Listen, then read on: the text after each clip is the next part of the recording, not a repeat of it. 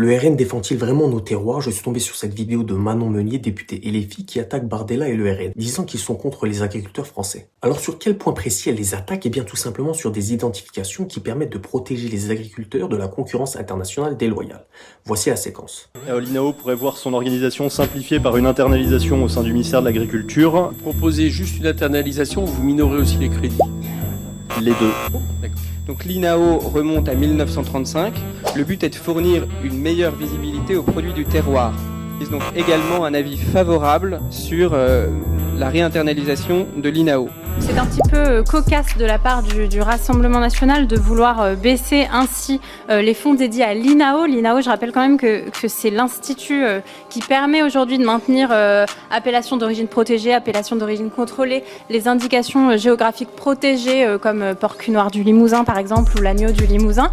Et finalement, c'est un peu la seule chose de protectionnisme qui reste dans ce pays autour de notre agriculture. C'est l'une des choses qui fonctionne encore pour permettre aux agriculteurs et agricultrices de toucher de l'argent parce que leur production est ainsi protégée et qu'on a encore une protection face à la concurrence déloyale avec les traités de libre-échange qui se multiplient. Et ici, vous souhaitez baisser le financement de cet institut de 20% supplémentaire. Vous n'êtes pas du tout en train de préparer la réinternalisation de l'INAO, vous êtes en train de préparer la faillite de l'INAO et des agriculteurs qui sont protégés avec aujourd'hui. Alors le RN se défend en disant qu'ils veulent internaliser et non supprimer. En gros, tout regrouper dans un même organisme pour faire des économies.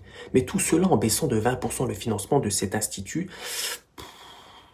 Bref, en fait, je comprends rien, sincèrement. Qui a raison, qui a tort, c'est flou. On en reparlera quand il y aura plus de sujets à ce propos, ainsi que des avancées dans les discussions, parce que pour l'instant, c'est vraiment pas clair. Je voudrais quand même rappeler que les députés ont commencé par reverser lundi des fonds dans l'enveloppe planification écologique du budget 2025 de l'agriculture. Et lors de l'examen de la partie recettes, les agriculteurs sont un peu sauvés au niveau de la fiscalité. Bref, vous me direz ce que vous en pensez, bien sûr, toujours dans l'aspect. En tout cas, c'est flou.